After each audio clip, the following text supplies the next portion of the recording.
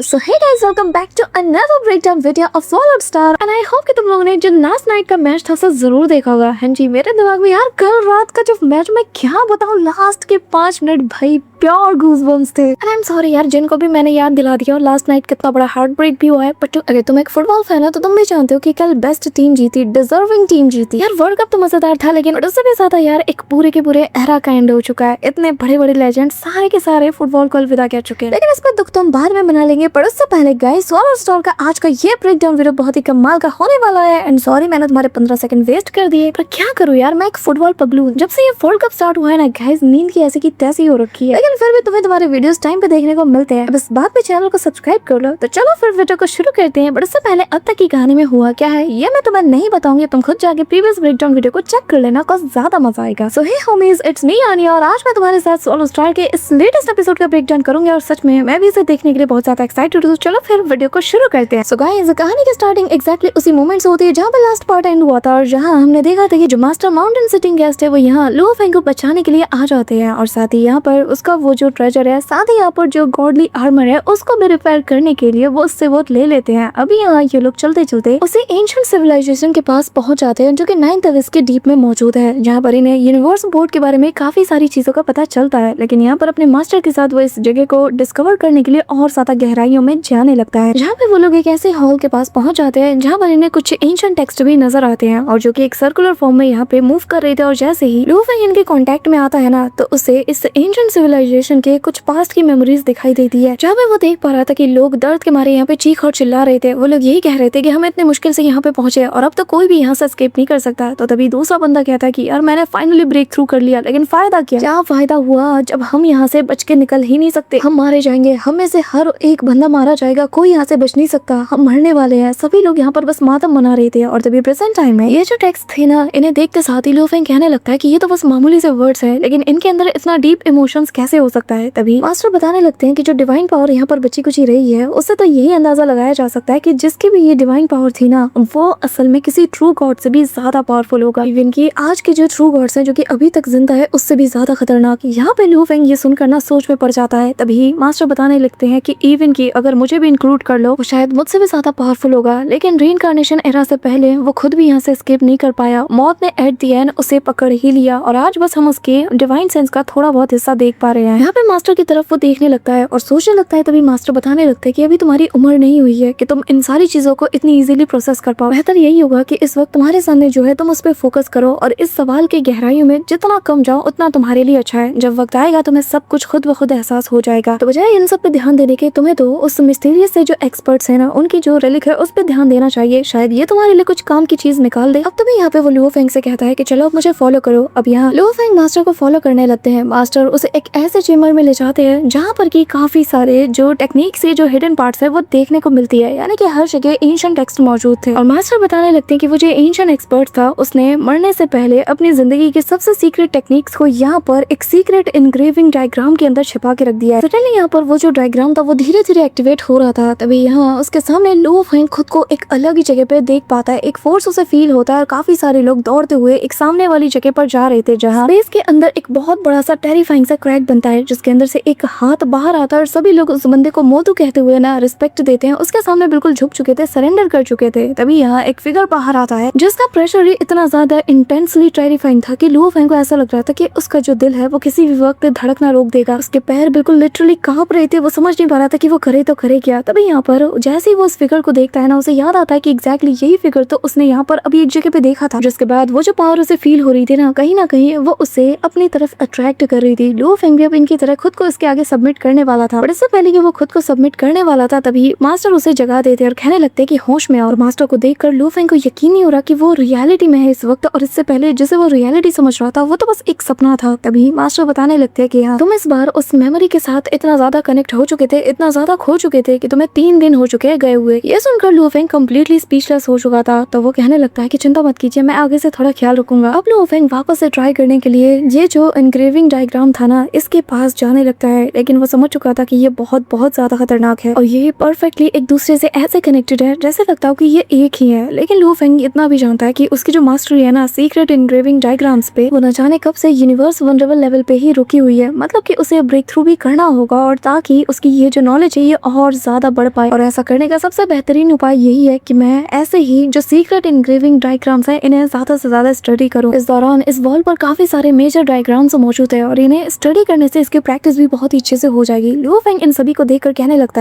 है कि वक्त आ चुका है कि मैं जल्द से जल्द ब्रेक थ्रू करूं और ये ब्रेक थ्रू मुझे बहुत जल्दी करना होगा। जिसमें मास्टर भी हाँ में जवाब देते हैं। तभी यहाँ पे उन्हें कुछ फील होता है और वो कहने लगता है कि बाहर कोई आ चुका है जो कि यहाँ पर सीक्रेटली फाइट कर रहा है और जो कि लाइकली एक ट्रू गॉड लेवल पे है। लुओ फेंग ये सुनते साथ ही उनके पास आ जाता है। यहाँ पे ये सुनकर लुओ फेंग समझ नहीं पा रहा था कि यार बहुत ही कम ऐसे लोग होते हैं जो कि यहाँ इस जगह पर आ पाए, लेकिन वो लोग आने के बाद भी ऐसी जगह पर फाइट कर रहे हैं। आखिर ये कौन होंगे? मास्टर जाने से पहले कहने लगते हैं कि बेहतर यही होगा कि तुम एक डिवाइन पावर वाला अवतार यहाँ पे छोड़ जाओ ताकि फ्यूचर में तुम पीसफुली यहाँ पर आकर वापस से स्टडी कर सकते हैं। यहाँ पे लुओ फेंग भी एग्जैक्टली ऐसा ही करता है और वो इन सारे डायग्राम्स को स्टडी करने के लिए अपना एक अवतार को यहाँ पर छोड़ देता है। अब तभी मास्टर बताने लगते हैं कि रही बात तुम्हारी ट्रू बॉडी की, तो चलो अब जरा बाहर चल के देखा जाए कि आखिर वो लोग कौन है जो कि आपस में ही फाइट कर रहे हैं। मास्टर और डिसाइपल दोनों यहाँ से निकल जाते हैं। दूसरी तरफ गाइस हमें यहाँ पर कुछ बीस्ट रोर करते हुए नजर आते हैं और इनका जो रोर था ना इतना ज्यादा खतरनाक था कि यहाँ से मीलों दूर के इलाकों तक भी इस कंपन को फील किया जा सकता था। लेकिन असली तबाही तो कहीं और ही चल रही थी और जहाँ हम देख पाते कि काफी जबरदस्त एक्सप्लोजन्स हो रहे थे और यहाँ बहुत बड़ा सा बीस्ट जिसके काफी सारे टेंटिकल्स थे वो यहाँ पर बिल्कुल रैम्पेज मचा रहा था, चारों तरफ तबाहियां कर रहा था और यहाँ पर दो डिवाइन फिगर्स आपस में एक दूसरे के साथ प्लानिंग करते हुए इसके ऊपर हमला कर रहे थे। काफी सारे म्यूचुअल शावर से इसके ऊपर अटैक किया जाता है इस बीस्ट के ऊपर, लेकिन ये तो हर एक को ना अपने टेंटिकल से ही बिल्कुल मौत के घाट उतार देता है। लेकिन यहाँ पे जो बैटल थी ये लगातार इंटेंस होती चली जा रही थी। रास्ते में जो कोई भी आता है सबका सुपड़ा साफ हो चुका था, चारों तरफ बस एक के बाद एक दे तनातन एक्सप्लोजन्स हो रहे थे। अब तुम इन डिवाइन फिगर्स को देखते साथ ही समझ गए होगे कि ये आखिर कौन है। तभी यहाँ वो लोग मिलकर इस लेजर के जरिए से इस बीस्ट के ऊपर हमला कर देते हैं, जिसके चलते ये थोड़ा सा इंजर्ड हो जाता है और काफी दूर जा गिरता है। लेकिन वो भी यहाँ पर किसी चीज को प्रोटेक्ट करने के लिए मौजूद था, जिसके चलते वो वापस से फाइट बैक करने के लिए खड़ा हो चुका था। अब यहाँ पे एक तरफ तो गाइस इन लोगों की बैटल चल रही थी, वही दूसरी तरफ लुओ फेंग अपने पैलेस के अंदर मौजूद था और इस दौरान ये सारे बैटल को एनालाइज कर रहा था। वो देख पा रहा था कि यहाँ पर जब ऐसे सुपर बीइंग्स आपस में फाइट करते हैं जिन्हें कि ट्रू गॉड्स कहा जाता है, तो आखिर इनके बीच जब बैटल होता है तो दिखने में कैसा लगता है। इस दौरान लुओ फेंग ने खुद को बहुत ही अच्छे से छिपा के रखा था। इवन की यहाँ पे जो ट्रू मास्टर थे ना डिवाइन आई रेस के, यानी कि वही दो बंदे जिन्हें कि तुमने पहचान लिया होगा देखकर, इनकी फाइट सबसे ज्यादा उसे इंस्पायर करती है और बताने लगता है कि मुझे लगा नहीं था कि मैं इनका इंटेंस बैटल वो भी इस लेवल का कभी देख पाऊंगा। तभी यहाँ पे जो मास्टर है वो बताने लगते हैं कि ये असल में डिवाइन आई रेस के थर्ड ट्रू मास्टर और सिक्स्थ ट्रू मास्टर है और जो थर्ड ट्रू मास्टर है उसका डोमेन के ऊपर अच्छी पकड़ है, लेकिन वहीं दूसरी तरफ जो सिक्स्थ ट्रू मास्टर है वो असल में सोल अटैक में बहुत ज्यादा बेहतरीन है, उसे स्पेशलिस्ट भी कहा जा सकता है और इन्हीं का डेडली कॉम्बिनेशन इस वक्त तुम देख पा रहे हो। लेकिन जो उनका ओपोनेंट है ब्रिलियंट गोल्डन डेविल गॉड, उसे भी हम कम नहीं आंक सकते, वो भी बहुत ज्यादा खतरनाक है और इसके पावर का अंदाजा इसी से लगा लो कि इसने अपने दम पर अपनी रेस को उस ऊंचाई तक पहुंचाया है जैसे कि आज तक कोई पहुंचा ही नहीं पाया और उसने सेकंड रीइंकार्नेशन एरा तक वो अपने पिनाकल रेस को लेके गया। अब तभी यहाँ पे ये जो डेविल गॉड था वो यहाँ पर अपनी एक स्टार आई नाम की टेक्निक का यूज करता है, जिसके जरिए से वो यहाँ अपने हाथ पैरों का यूज करते हुए एक तीसरी आंख से बाहर आता है और कहने लगता है कि मैंने कहा ना मेरे पास ना तो वो गॉडली आर्मर है और ना ही वो विंग टाइप आर्केना, मेरे पास कुछ भी नहीं है, तो आखिर तुम लोग मेरी बात सुन क्यों नहीं रहे हो, यहाँ से चले क्यों नहीं जाते। यहाँ पे तभी हम देख पाते कि जो सिक्स्थ मास्टर है वो कहने लगता है कि तुम्हें क्या लगता है कि तुम बोलोगे और हम मान जाएंगे, कभी भी नहीं। ये कहते हुए वो उसके ऊपर अपना सप्रेशन फोर्स डालने लगता है और कहने लगता है कि इस अबिस के अंदर बस कुछ ही गिने चुने ट्रेजर बचे हुए हैं, इसलिए जो कोई भी हमें दिखेगा तो उसे हम छोड़ेंगे नहीं, क्योंकि यहाँ पर जो भी आएगा तो मोस्ट लाइकली ये उन दोनों ट्रेजर्स के लिए ही आएगा। तभी यहाँ पे थर्ड मास्टर भी कहता है कि अगर डिवाइन आई रेस को वो ट्रेजर नहीं मिल सकते तो फिर किसी को भी हम मिलने नहीं देंगे, ये बात याद रखना। और अगर वो ट्रेजर इस वक्त हमारे पास नहीं है तो मतलब तुम में से किसी एक के पास तो होगा, और चिंता मत करो, हमें से कोई फर्क नहीं पड़ता कि तुम इसे छिपा रहे हो या नहीं, क्योंकि हम खुद ही उसे ढूंढ निकालेंगे और खुद पता लगा लेंगे। यहाँ पे लगातार उसके ऊपर प्रेशर बढ़ता जा रहा था, जिसके चलते उसे और ज्यादा पेन हो रहा था और लुओ फेंग यहाँ जिसके पसीने आ चुके थे वो मन में कहने लगता है कि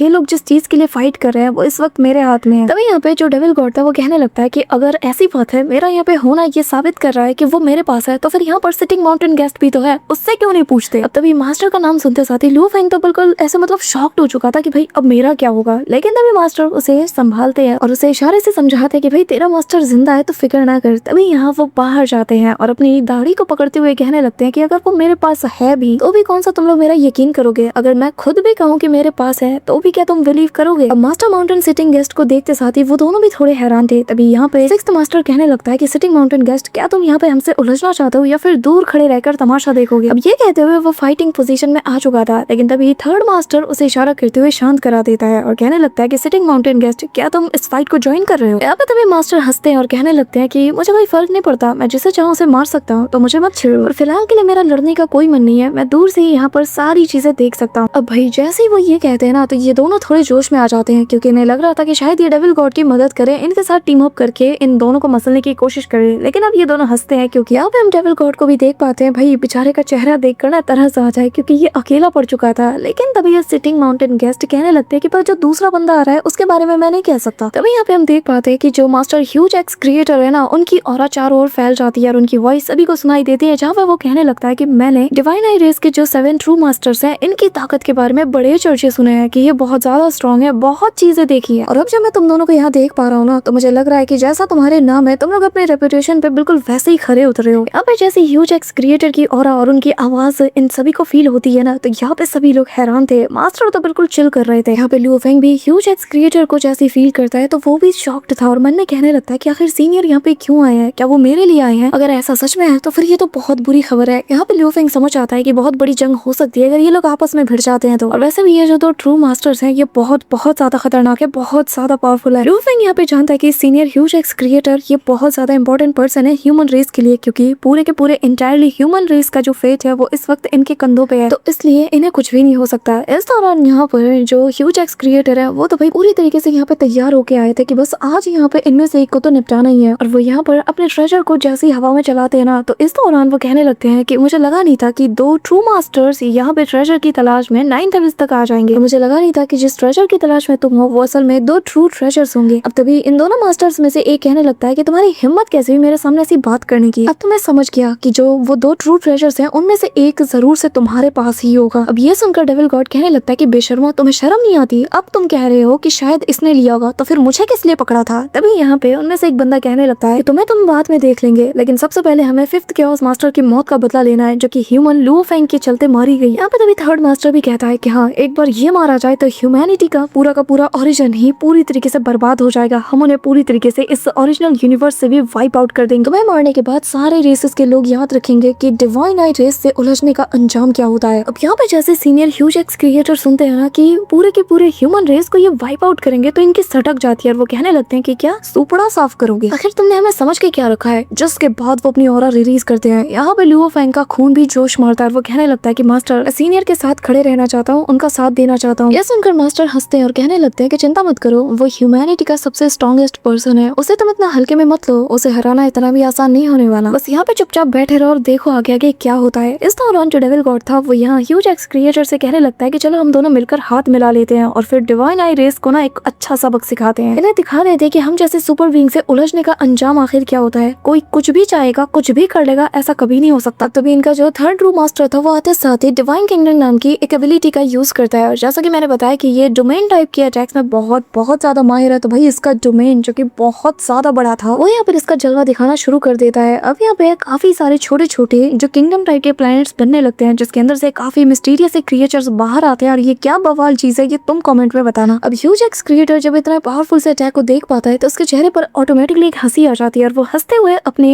ये जो जायंट सा एक्स है ना, इसको कैरी करते हुए इसे डील करने के लिए तैयार खड़ा था। लेकिन इस दौरान ये जो बड़े बड़े आइज बने थे ना, इन सारे आइज के जरिए से किसी पोर्टल की तरह इसे यूज करते हुए वो सारे क्रिएचर्स बाहर आते हैं, जो कि सच में बहुत क्रीपी थे। यहाँ पे ये लोग काफी तेजी से एक एक करके बाहर आने लगते हैं। ह्यूज एक्स क्रिएटर हिम्मत के साथ डट चुका था और कहीं ना कहीं मेरे ख्याल से ह्यूज एक्स क्रिएटर को डेविल गॉड से हाथ मिलाना पड़ेगा, कॉज यार बहुत ज्यादा खतरनाक है। और अगर सच में इसने अकेले डील कर लिया ना, तो समझ जाना भाई कि आज का ये एपिसोड और आने वाले बाकी के एपिसोड बहुत ही ज्यादा कमाल के होने वाले हैं। अब तभी यहाँ पे हम देख पाते कि ये जो 3rd मास्टर था ना, वो यहाँ पर अपनी सप्रेशन पावर का भी यूज करता है, जो कि असल में एंशिएंट इनहेरिटेंस है। और लियो फेंग जो कि काफी दूर मौजूद था, छिपके ये सारा खेल देख रहा था, वो भी यहाँ पे इस चीज को सेंस करता है। लेकिन गाइस, यहाँ पे ये चीज इतनी आसानी से खत्म थोड़ी होने वाली थी। तभी यहाँ पे डेविल गॉड देखते साथ ही पहचान लेता है और कहने लगता है कि ये तो एंशिएंट इनहेरिटेंस है, जैसे कि डिवाइन आई रेस ने ऑब्टेन किया है। अब यहाँ devil God huge x creator को आगाह करता है और कहने लगता है कि ह्यूज एक्स क्रिएटर, तुम्हें थोड़ा चौकन्ना रहना पड़ेगा, ये बहुत ज्यादा खतरनाक है। अब तभी यहाँ पे वो जो ट्रू मास्टर था, वो इटर्नल किंगडम डिवाइड नाम के अटैक को लॉन्च कर देता है, जिसके चलते सारे के सारे लोग को वो एक साथ अलग अलग तरीके से अटैक करने के लिए ह्यूज एक्स क्रिएटर की तरफ छोड़ देता है। अब गाइस, यहाँ हमें बताया जाता है कि ये जो बीस्ट जैसे छोटे छोटे क्रिएचर हमने देखे थे ना, इन्हें बिलियंस ऑफ स्टार बीस्ट कहते हैं, जो कि